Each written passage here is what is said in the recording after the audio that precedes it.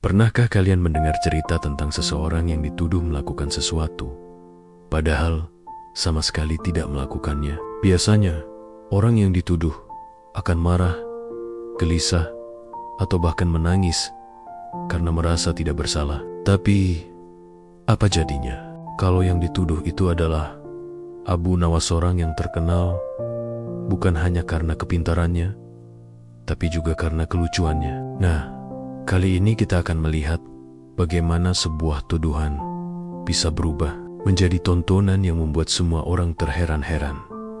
Pagi itu, suasana pasar Baghdad sedang riuh. Seperti biasanya, matahari baru saja naik. Sinarnya memantul di atas bangunan-bangunan bata yang kokoh, sementara angin hangat membawa aroma khas timur, tengah campuran antara rempah-rempah, daging panggang, dan buah-buahan segar. Pedagang-pedagang berteriak, menawarkan dagangan mereka dengan suara keras, seolah-olah siapa yang paling lantang suaranya, dialah yang paling beruntung menjual barangnya hari itu. Kurma segar, manisnya bikin bibir lupa berhenti mengunyah, teriak seorang pedagang. Air mawar, asli Persia, bikin wajahmu secerah bulan purnama, sahut pedagang lain. Sementara itu, anak-anak kecil berlarian di antara keramaian, mengejar-ngejar satu sama lain, sambil sesekali hampir menabrak orang dewasa. Di tengah hiruk-pikuk itu, tiba-tiba terdengar suara teriakan lantang yang membuat semua kepala menoleh. Wahai orang-orang, Ada Peng, kurmaku hilang, dan aku curiga pencurinya Abu Nawas. Orang-orang kontan, kaget. Nama itu Abu Nawas terdengar seperti ledakan di telinga mereka. Bagaimana mungkin orang yang terkenal karena kelucuannya, yang sering membuat Raja Harun Al-Rasyid kewalahan menahan tawa, sekarang dituduh mencuri? Seorang ibu yang sedang menawar kain langsung berbisik pada temannya. Abu Nawas yang suka bikin raja bingung itu? Temannya menggeleng sambil terkekeh. Ah, mana mungkin Abu Nawas mencuri. Dia kan lebih sering dapat hadiah dari raja karena kepandaiannya. Namun pedagang kurma itu tampaknya tak peduli dengan bisikan orang-orang. Ia tetap berteriak keras. Matanya melotot, wajahnya merah padam, seperti ingin memastikan seluruh Baghdad tahu bahwa Abu Nawas adalah tersangka utama. Dan begitulah, dalam hitungan menit, kabar itu menyebar ke seluruh pasar. Katanya, Abu Nawas mencuri kurma. Masa sih Abu Nawas yang pintar itu? Ya, itu katanya pedagang kurma. Semakin lama, semakin banyak orang berkumpul. Pasar yang tadinya penuh dengan suara tawar-menawar barang, kini dipenuhi suara deses-deses dan gosip. Nama Abu Nawas jadi buah bibir seisi pasar. Dan seperti biasa, berita buruk berjalan lebih cepat daripada unta yang lapar. Seorang pengawal istana yang kebetulan sedang berbelanja roti mendengar kabar itu, lalu segera berlari ke istana untuk melapor. Tak butuh waktu lama, beberapa pengawal bersenjata lengkap datang bergegas ke pasar. Mereka berjalan dengan langkah tegas, dan orang-orang pun otomatis menyingkir, memberi jalan. Beberapa anak kecil yang tadi berlarian kini berhenti, menatap dengan mata bulat penuh rasa ingin tahu. Wah, ada apa ini? Apa Abu Nawas benar-benar mencuri? Bisik salah satu dari mereka. Di sebuah sudut pasar, Abu Nawas sedang duduk santai di bawah pohon kurma. Ia tidak tahu menahu tentang keributan yang sedang berlangsung. Dengan santai ia mengunyah roti kering yang dicelup ke dalam semangkuk susu hangat. Tiba-tiba, bayangan besar menutupi wajahnya. Ia mendongak dan melihat para pengawal istana berdiri di hadapannya. Abu Nawas, salah satu pengawal, berkata dengan suara keras, "Kau dituduh mencuri kurma. Kau harus ikut bersama kami ke istana." Abu Nawas hampir tersedak roti yang ada di mulutnya. Dengan cepat ia menelan, lalu menatap para pengawal dengan ekspresi bingung. bercampur geli. Mencuri kurma, aku. Wah, kurma memang enak sih. Tapi masa iya aku harus mencurinya? Namun para pengawal tidak tertawa. Mereka tetap menunjukkan wajah serius. Seolah-olah ini urusan yang sangat penting. Orang-orang di sekitar pun semakin ramai. Ada yang penasaran, ada yang kasihan, ada juga yang diam-diam ingin melihat bagaimana kelanjutan kisah ini. Akhirnya, tanpa banyak protes, Abu Nawas berdiri dan mengikuti para pengawal. Ia tahu melawan hanya akan memperburuk keadaan.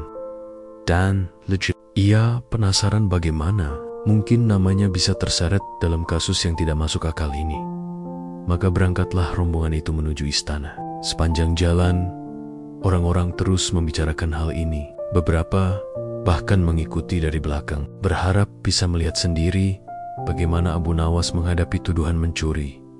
Ketika sampai di istana, Raja Harun al-Rasyid sudah menunggu di singgasananya. Wajah raja tampak serius, alisnya sedikit berkerut, meskipun dalam hatinya ia juga penasaran. Sebab ia tahu Abu Nawas bukan orang sembarangan. Tuduhan ini terdengar janggal. Abu Nawas, kata raja dengan suara tegas, benarkah kau mencuri kurma dari pasar? Seisi ruangan menahan napas. Semua mata tertuju pada Abu Nawas. Bahkan suara jangkrik pun seolah bisa terdengar, saking heningnya suasana. Abu Nawas memandang raja dengan tenang. Bibirnya tersungging senyum tipis. Seolah-olah pertanyaan itu hanyalah lelucon yang terlalu serius. Ia menundukkan kepala sedikit sebagai tanda hormat, lalu menjawab dengan suara yang jelas, Tuanku, kalau aku dituduh mencuri, izinkan hamba membuktikan kebenarannya di hadapan semua orang. Raja mengangkat alisnya. Kata-kata itu membuatnya semakin penasaran. Bukan bantahan, bukan juga pembelaan panjang, melainkan janji untuk membuktikan. Dan disitulah semua orang mulai menunggu dengan rasa ingin tahu yang semakin besar. Cara Abu Nawas membalikan tuduhan yang begitu memalukan ini, dan kalian tahu, kalau sudah urusan Abu Nawas, pasti ada sesuatu yang mengejutkan di baliknya. Pertanyaannya sekarang adalah, bukti seperti apa yang akan ia tunjukkan? Hari berikutnya, halaman istana penuh sesak oleh orang-orang yang ingin tahu kebenarannya. Kabar tentang tuduhan pencurian yang dialamatkan kepada Abu Nawas sudah menyebar ke seluruh Baghdad, mulai dari tukang sapu jalan, penjual roti, hingga bangsawan yang biasa datang ke istana pun penasaran bagaimana akhir dari kisah ini. Abu Nawas bukanlah orang sembarangan. Namanya sudah terkenal seantero kota sebagai sosok cerdas yang suka membuat orang terheran-heran. Karena itulah tuduhan mencuri kurma terdengar aneh, tapi justru semakin membuat orang ingin tahu, apakah kali ini Abu Nawas bisa lolos atau justru benar-benar terbukti bersalah. Suasana di halaman istana benar-benar ramai. Orang-orang berdesakan, sebagian berdiri di pagar istana, sebagian lagi nekat memanjat pohon untuk bisa melihat lebih jelas. Suara percakapan bergemuruh seperti ombak yang tak henti-hentinya pecah. Ada yang berbisik pelan, ada yang berbicara lantang siliola. Pendapatnya harus didengar semua orang. Menurutku Abu Nawas pasti tidak bersalah, kata seorang bapak tua sambil mengelus jenggot putihnya. Tapi kenapa pedagang kurma berani menuduhnya? Sahut seorang pemuda. Ya entah, mungkin ada yang ia sembunyikan. Kalau Abu Nawas sampai terbukti mencuri, wah, itu akan jadi aib besar. Di tengah keramaian itu, terdengar suara genderang dari dalam istana. Suara keras yang membuat orang-orang terdiam sesaat, lalu menoleh ke arah pintu gerbang besar yang mulai terbuka. Dari dalam muncul barisan pengawal bersenjata lengkap. Mereka berjalan tegap, membentuk barisan di kanan dan kiri, lalu memberi jalan bagi Raja Harun al-Rasyid yang duduk megah di singgasananya. Singgasana itu diletakkan di halaman agar semua rakyat bisa menyaksikan persidangan terbuka. Raja duduk dengan wibawa, Sorot matanya tajam, meski dalam hatinya ada rasa penasaran yang besar. Di sampingnya, para penasihat kerajaan duduk dengan wajah serius. Tepat di depan singgasana, pengawal membawa masuk Abu Nawas yang tangannya tidak diikat. Berbeda dengan terdakwa kebanyakan yang biasanya ketakutan, Abu Nawas justru tampak santai. Ia bahkan sempat melirik orang-orang yang menatapnya, lalu tersenyum kecil seperti sedang berada di panggung sandiwara. Tak jauh dari Abu Nawas, pedagang kurma yang menuduhnya tampak gelisah. Wajahnya pucat, keringat mengalir dari pelipisnya, meski udara pagi itu tidak terlalu panas. Kedua tangannya tak henti-hentinya digosok, seolah-olah ada sesuatu yang ia sembunyikan. Orang-orang di sekitarnya bisa melihat kegugupan itu, tapi tak ada yang berani berkata apa-apa. Raja membuka persidangan dengan suara lantang. Wahai rakyat Baghdad, hari ini kita berkumpul untuk mendengar kebenaran. Abu Nawas, engkau dituduh mencuri kurma. Apa pembelaanmu? Hening sejenak menyelimuti halaman istana. Semua mata tertuju pada Abu Nawas. Ia mengangkat wajahnya, berdiri dengan penuh percaya diri, lalu berkata dengan tenang, "Tuanku, sebelum hamba membela diri, izinkan hamba bertanya satu hal. Bukankah pencuri biasanya mengambil sesuatu secara diam-diam?" Raja mengernyit, lalu menjawab singkat, "Benar." Abu Nawas tersenyum. Matanya berkilat penuh keyakinan. Kalau begitu, apakah masuk akal seorang pencuri mengambil kurma di pasar yang ramai, lalu tetap berdiri santai di situ tanpa bersembunyi? Orang-orang yang mendengar langsung saling pandang. Beberapa mulai terkekeh, bahkan ada yang tertawa kecil karena menyadari betapa masuk akalnya ucapan Abu Nawas. Sementara itu, sebagian lainnya mengangguk, merasa bahwa kata-kata itu memang sulit dibantah. Namun, pedagang kurma yang menuduhnya langsung bersuara lantang, mencoba menutupi kegugupannya. "Jangan percaya padanya. Kurma saya benar-benar hilang, dan saya yakin Abu Nawas yang mengambilnya. Dia mungkin sengaja bersikap santai agar orang tidak curiga." Kerumunan orang berdesis. Ada yang mulai ragu, ada yang tetap membela Abu Nawas. Semua kini menunggu bagaimana reaksi sang Raja Roja Harun al-Rashid menatap Abu Nawas dengan penuh rasa ingin tahu. Beliau sudah sering menghadapi tingkah Abu Nawas yang luar biasa. Kadang konyol, tapi selalu penuh makna. Dalam hati, Raja merasa tuduhan ini terlalu sepele untuk seorang Abu Nawas. Namun sebagai raja, ia tidak bisa serta-merta memihak tanpa mendengar bukti. Dengan suara yang tegas, Raja berkata, "Baiklah, Abu Nawas, kalau kau yakin tidak bersalah, buktikanlah di sini." Hening kembali menyelimuti halaman istana. Kata-kata raja itu bagaikan gong besar yang memulai pertunjukan. Semua orang menunggu apa yang akan dilakukan Abu Nawas. Apakah ia akan mengelak, menangis minta ampun, atau justru menuding balik pedagang kurma itu? Abu Nawas menghela napas pelan, lalu menoleh ke arah kerumunan. Senyumnya tidak hilang. Bahkan, ia sempat melambaikan tangan ke arah beberapa anak kecil yang berteriak, memanggil namanya. Setelah itu, ia menunduk hormat kepada raja, lalu berkata dengan suara lantang agar terdengar jelas oleh semua orang, "Tuanku, hamba akan membuktikan di hadapan semua orang agar tidak ada lagi yang meragukan kebenaran." Orang-orang semakin penasaran. Beberapa bahkan berbisik, apa yang akan ia lakukan? Bagaimana cara Abu Nawas membuktikan dirinya tidak bersalah? Di tengah ketegangan itu, pedagang kurma tampak semakin gelisah. Ia menggeliat di tempatnya, matanya berputar-putar, seakan-akan ingin kabur, tapi tak mungkin bisa melakukannya. Beberapa orang yang berdiri dekat dengannya bisa merasakan bahwa ada sesuatu yang janggal. Namun, mereka memilih diam, karena semua perhatian kini tertuju pada Abu Nawas.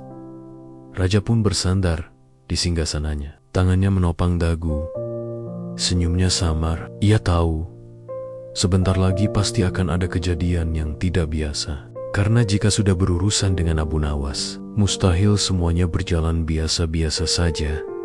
Dan tepat pada saat itu, Abu Nawas melangkah maju. Matanya berbinar penuh keyakinan. Semua orang semakin menahan napas, menunggu apa langkah selanjutnya. Pertunjukan kecerdikan Abu Nawas baru saja dimulai. Dan mereka tahu akan ada sesuatu yang mengejutkan. Abu Nawas berdiri dengan penuh percaya diri di tengah halaman istana yang dipenuhi ribuan pasang mata. Dari wajahnya sama sekali tidak terlihat ketakutan. Justru ada senyum tipis yang membuat orang-orang semakin penasaran. Ketika ia meminta sebuah wadah kosong, banyak orang langsung berbisik-bisik. Mereka saling bertanya-tanya, untuk apa wadah itu akan digunakan? Seorang pengawal segera membawa sebuah wadah tanah liat yang cukup besar. Abu Nawas menerimanya dengan tenang, lalu mengangkat wadah itu tinggi-tinggi hingga semua orang bisa melihatnya. Suaranya terdengar lantang, jelas, dan penuh keyakinan ketika ia berkata, "Wahai tuanku dan semua yang hadir, jika benar aku pencuri kurma, tentu aku punya cara untuk mengembalikannya. Mari kita lihat siapa sebenarnya pencurinya." Kalimat itu membuat kerumunan semakin riuh. Ada yang langsung menapok-nepok bahu temannya sambil berbisik, "Lihat, lihat, pasti ada kejutan lagi dari Abu Nawas." Ada juga yang masih ragu, jangan-jangan ini hanya akal-akalan untuk meloloskan diri. Namun tak bisa dipungkiri, semua mata kini penuh rasa ingin tahu. Dengan langkah santai, Abu Nawas mendekati pedagang kurma yang sejak awal menuduhnya. Pedagang itu terlihat gelisah. Tubuhnya agak mundur ke belakang, seakan-akan ingin menghindar. Namun sorotan mata orang-orang membuatnya sulit untuk lari. Abu Nawas berhenti tepat di depannya. Lalu dengan suara tenang namun tajam ia berkata, "Tolong, Tuan pedagang, masukkan tanganmu ke dalam wadah ini." Kerumunan langsung terdiam. Semua orang menunggu jawaban si pedagang. Ia tampak kaget. Matanya berputar-putar, bibirnya bergetar. Lalu akhirnya ia berkata dengan suara ketus, "Untuk apa?" Abu Nawas mengangkat alisnya, masih tersenyum penuh. "Misteri. Karena pencuri biasanya masih menyisakan bekas perbuatan di tangannya." Ucapan itu terdengar sederhana, tapi langsung membuat suasana semakin tegang. Orang-orang saling pandang. Beberapa menutup mulut menahan tawa, sementara yang lain menatap pedagang itu dengan rasa curiga. Sang pedagang semakin gelisah. Wajahnya mulai memerah, keringat dingin menetes dari pelipisnya. Tangannya bergetar pelan, seolah-olah hatinya tahu bahwa permainan ini akan membongkar sesuatu. "Cepat lakukan," perintah Raja Harun al-Rashid dengan nada tegas. "Jika engkau benar, maka tidak ada yang perlu ditakutkan." Pedagang itu terdiam lama, bibirnya bergerak seperti ingin beralasan, tapi sorot mata raja yang tajam membuat semua kata-kata lenyap. Akhirnya, dengan langkah berat, ia memasukkan tangannya ke dalam wadah tanah liat itu. Semua orang menahan napas, menunggu apa yang akan terjadi.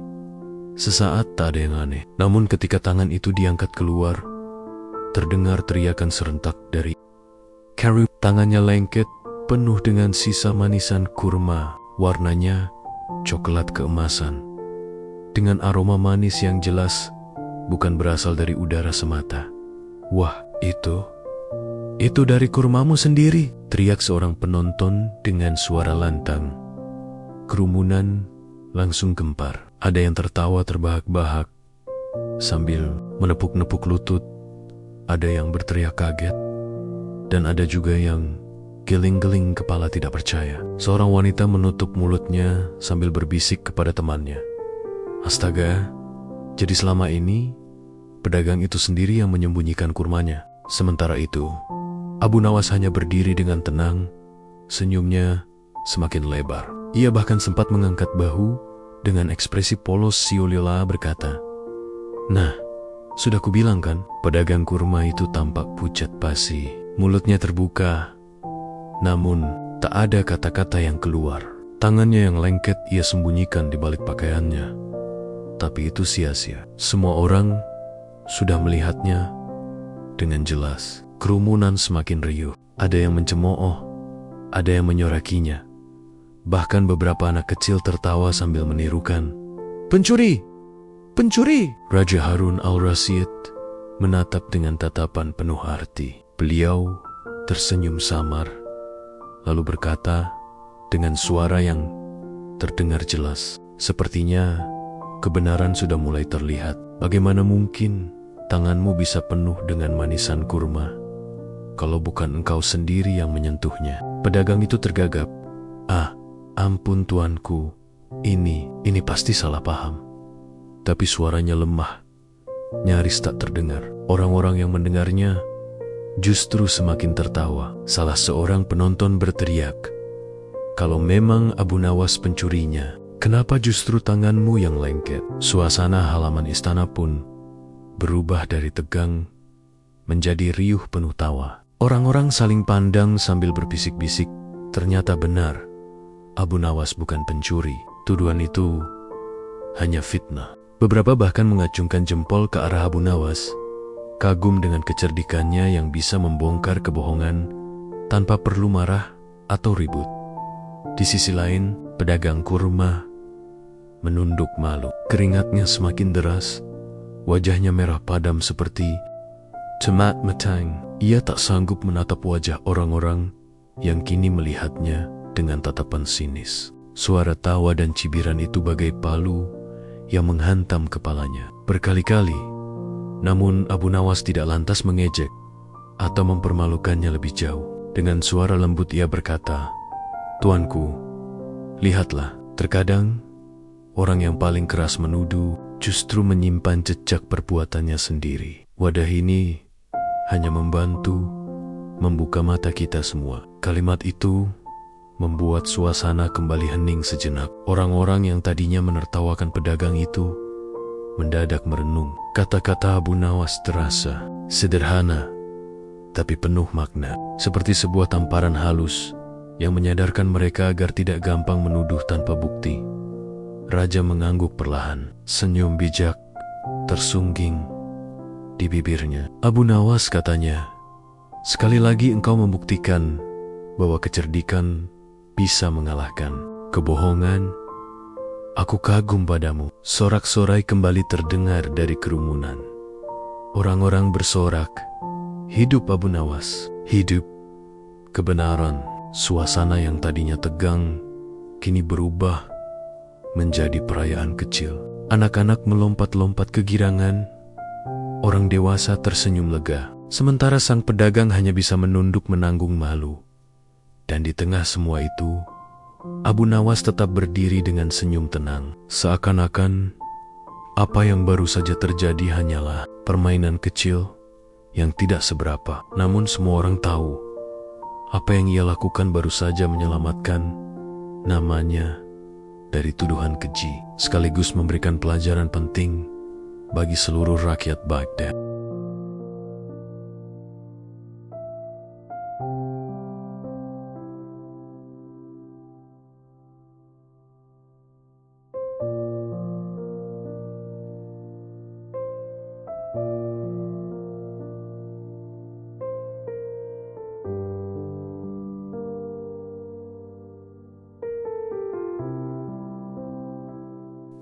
Hasilnya Raja Harun al-Rasyid tersenyum tipis melihat kejadian itu. Senyuman yang sulit ditebak. Apakah itu tanda beliau benar-benar terhibur, atau justru menahan amarah karena ada orang yang berani membuat keributan di istana. Semua orang yang hadir menahan napas, menunggu kalimat apa yang akan keluar dari mulut sang khalifah. Lalu, dengan suara tenang tapi tajam, Raja menoleh ke arah pedagang kurma yang masih berdiri kaku dengan wajah merah padam. "Sepertinya engkaulah yang perlu menjelaskan, bukan Abu Nawas. Mengapa tanganmu penuh dengan bekas kurma?" Pedagang itu gugup bukan main. Dahinya dipenuhi keringat, sementara matanya berputar-putar mencari alasan yang masuk akal. Namun di hadapan raja dan ratusan pasang mata rakyat, sulit sekali mencari kebohongan yang bisa lolos begitu saja. Suaranya bergetar ketika akhirnya ia berusaha berbicara. Ampun, tuanku. Sebenarnya, saya hanya ingin menguji Abu Nawas. Saya ingin melihat apakah dia benar-benar secerdik yang orang-orang katakan. Jadi, saya menuduhnya tanpa alasan. Orang-orang di sekitar halaman istana langsung riuh rendah. Ada yang geleng-geleng kepala, ada yang menutup mulutnya agar tidak tertawa keras-keras, dan ada pula yang berbisik dengan nada kesal. Hanya untuk menguji, dia tega menuduh orang itu berbahaya sekali. Suara-suara kecil itu bergaung seperti ombak kecil yang menyapu telinga setiap orang. Raja menghela napas panjang. Napas itu terdengar jelas di tengah keheningan yang tiba-tiba tercipta. Beliau kemudian berkata dengan nada penuh wibawa, menuduh tanpa bukti adalah perbuatan yang sangat buruk. Engkau bukan hanya merugikan Abu Nawas, tapi juga membuat masyarakat resah. Tahukah engkau betapa bahayanya tuduhan palsu? Dengan satu tuduhanmu saja, nama baik seseorang bisa hancur. Rakyat bisa panik, orang bisa kehilangan kepercayaan, bahkan bisa menimbulkan perpecahan. Kata-kata raja itu menusuk langsung ke hati pedagang. Ia menunduk dalam-dalam, tak berani menatap wajah khalifah. Abu Nawas yang sejak tadi berdiri dengan wajah tenang, hanya menatap pedagang itu sambil tersenyum tipis. Seakan-akan tidak ada rasa marah sedikit pun dalam dirinya. Justru tatapan Abu Nawas membuat pedagang itu semakin merasa bersalah. Di dalam hatinya, ia menyesali tindakannya yang gegabah. Tapi penyesalan itu sudah terlambat untuk menghapus kejadian yang terlanjur terjadi. Namun, masyarakat yang menonton justru semakin kagum pada Abu Nawas. Sebab, biasanya orang yang difitnah atau dituduh tanpa bukti akan marah, membentak, atau membalas dengan kasar. Tetapi, Abu Nawas tidak melakukan itu. Ia hanya menanggapi dengan tenang, bahkan bisa membalikkan tuduhan itu menjadi bahan pelajaran bagi semua orang. Beberapa orang berbisik pelan, "Masya Allah, benar-benar bijak orang ini." Pantas saja raja sering dibuat bingung olehnya, tapi sekaligus sering mengambil hikmah dari ucapannya. Pedagang itu pun akhirnya memberanikan diri untuk angkat bicara lagi. Dengan suara lirih penuh rasa malu, ia berkata, "Ampunilah saya wahai tuanku, dan maafkan saya wahai Abu Nawas. Saya terlalu terbawa oleh cerita orang-orang tentang kecerdikan Abu Nawas, hingga saya ingin menguji dengan cara yang salah. Saya tak sadar bahwa perbuatan saya bisa merugikan orang lain." Air mata menetes dari sudut matanya, entah karena rasa takut atau karena penyesalan yang mendalam. Raja menatap pedagang itu cukup lama, lalu mengangguk pelan. "Engkau memang salah besar, namun karena engkau mengakuinya di depan semua orang dan meminta maaf, maka aku akan memberi kesempatan padamu. Tetapi ingatlah, jangan sekali-kali mengulanginya lagi. Sekali kau menuduh tanpa bukti, kau bisa membuat hidup seseorang hancur." Suasana menjadi hening. Semua orang yang hadir menunduk hormat, seakan menyimpan pesan penting dari kalimat yang baru saja diucapkan raja. Tuduhan palsu ternyata bukan hal sepele, melainkan sesuatu yang bisa berakibat fatal. Abu Nawas lalu melangkah maju dengan tenang. Ia menundukkan badan dengan penuh hormat kepada sang khalifah. "Tuanku, izinkan hamba berkata sesuatu." "Bicaralah, Abu Nawas," jawab raja dengan suara lembut namun tegas. Abu Nawas berkata, "Sesungguhnya fitnah lebih kejam dari pembunuhan.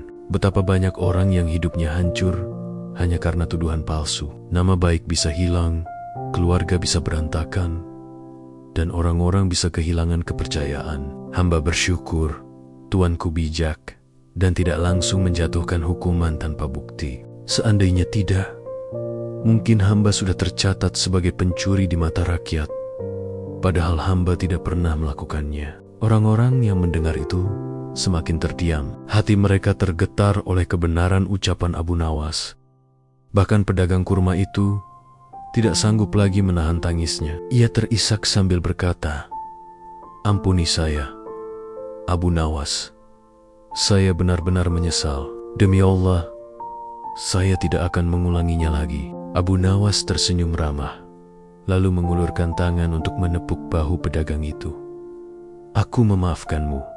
Jangan takut. Kesalahan memang bisa terjadi.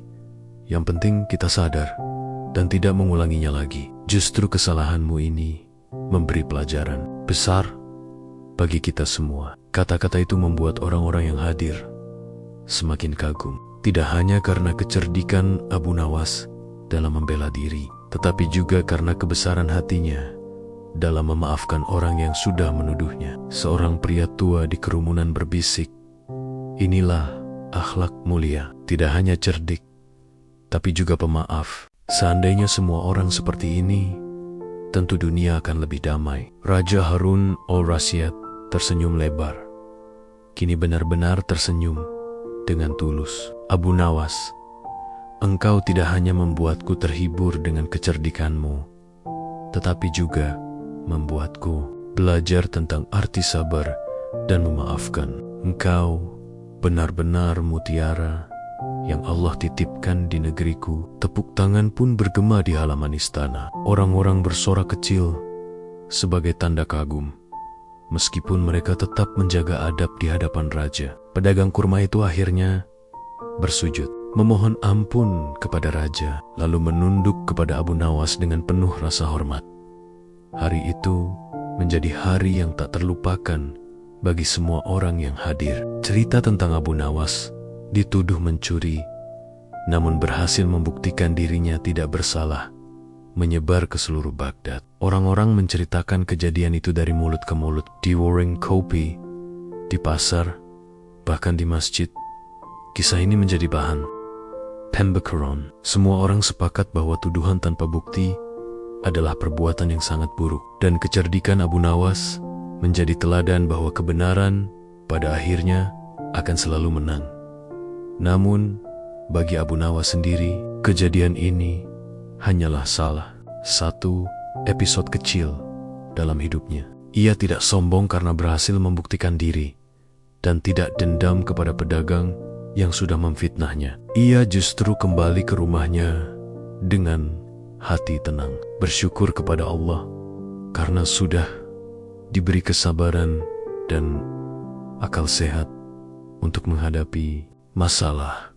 Sore hari ketika Abu Nawas berjalan pulang melewati gang-gang sempit Baghdad, beberapa anak kecil menghampirinya. Abu Nawas, kami dengar engkau dituduh mencuri kurma. Benarkah?" tanya mereka polos dengan mata berbinar. Abu Nawas tertawa kecil, lalu mengusap kepala mereka. "Andai aku mencuri, tentu kalian tidak akan bisa melihatku berjalan bebas seperti ini. Ingatlah, jangan pernah menuduh orang lain tanpa bukti. Kalau kalian melihat ada temannya yang kehilangan sesuatu, jangan langsung berkata, 'Kau pencuri,' tapi carilah kebenarannya dulu." Anak-anak itu mengangguk-angguk, meski belum tentu paham sepenuhnya. Namun nasihat Abu Nawas melekat dalam benak mereka.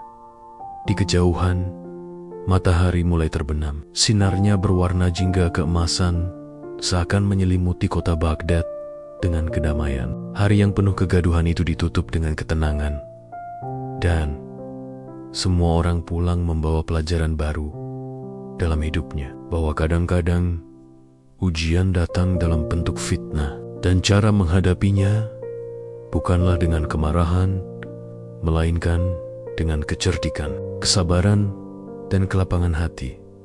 Dan begitulah Abu Nawas, lelaki sederhana yang sering membuat raja bingung, tapi pada akhirnya membuat semua orang kagum.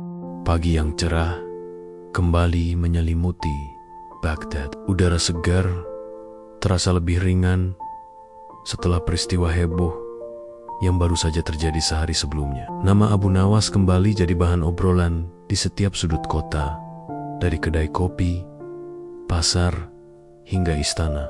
Namun kali ini, obrolan itu bukan karena tuduhan buruk, melainkan karena kecerdikan yang menyelamatkannya dari fitnah. Setelah keributan di istana reda, suasana berubah tenang. Semua orang masih membicarakan cara Abu Nawas membongkar kedok pedagang kurma dengan wadah kosong yang ternyata bukan sekadar wadah. Di hadapan khalayak ramai, Abu Nawas berdiri dengan penuh wibawa. Ia berbicara pelan, namun suaranya terasa menusuk hati setiap orang yang mendengar.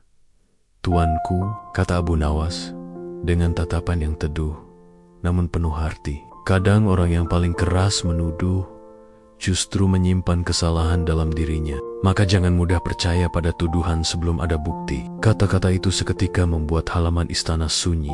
Tidak ada satupun orang yang berani menyela, bahkan anak-anak yang biasanya ribut pun terdiam. Bagi sebagian orang, ucapan Abu Nawas bagaikan cambuk yang menampar kesadaran mereka.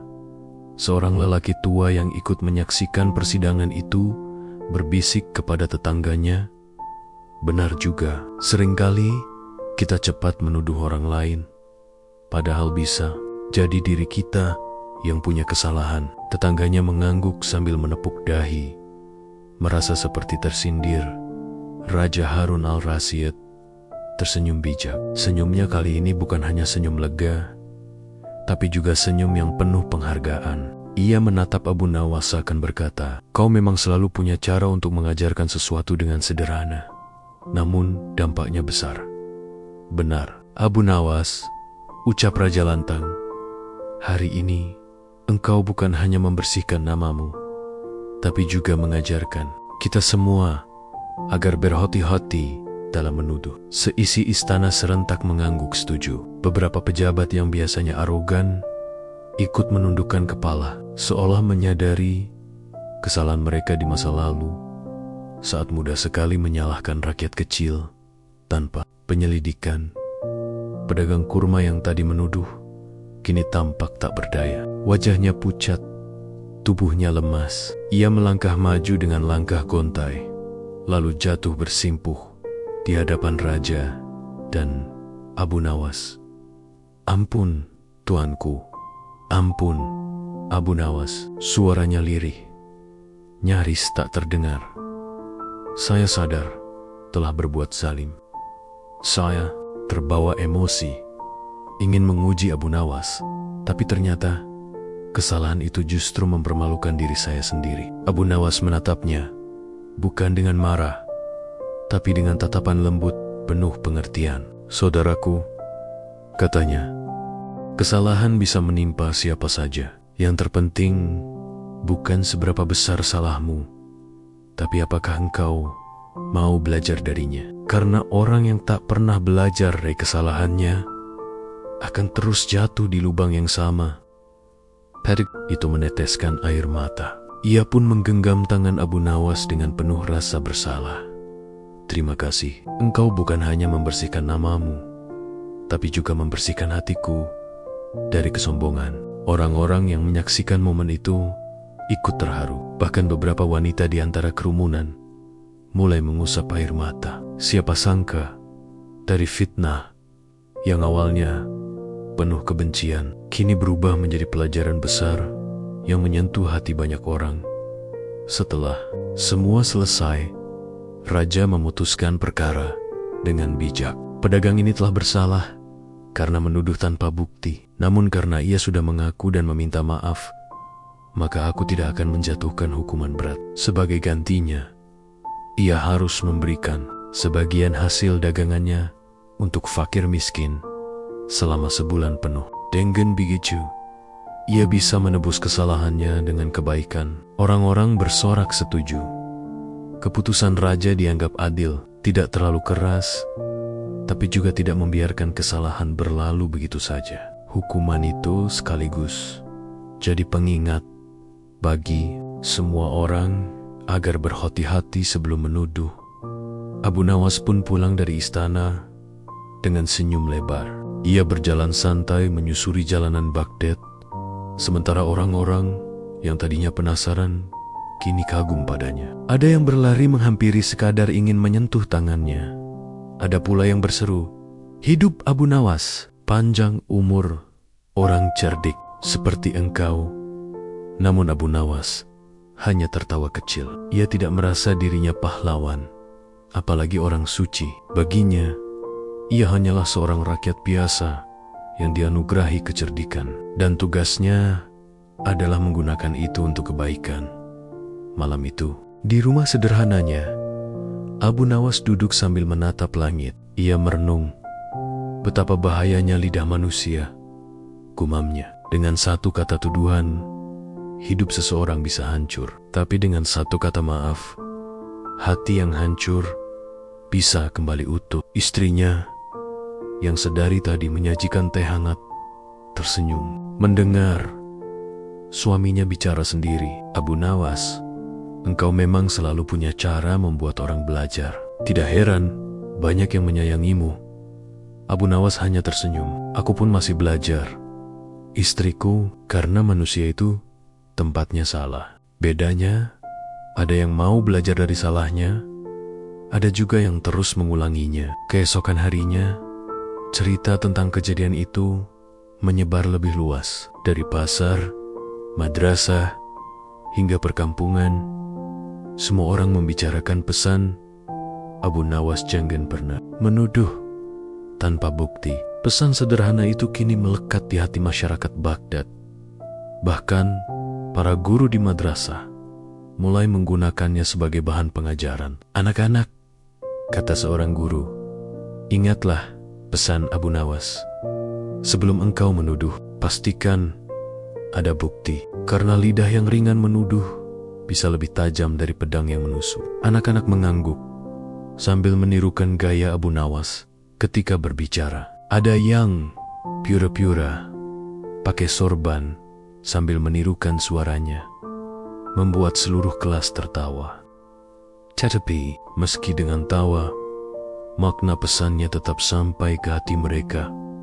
Hari-hari berikutnya, Abu Nawas tetap menjalani hidup seperti biasa. Ia kembali ke pasar, bercanda dengan penjual ikan, menawar roti dengan gaya kocak yang membuat penjual tak tega menaikkan harga. Bahkan menemani anak-anak kecil bermain di gang sempit Baghdad. Namun satu hal berbeda.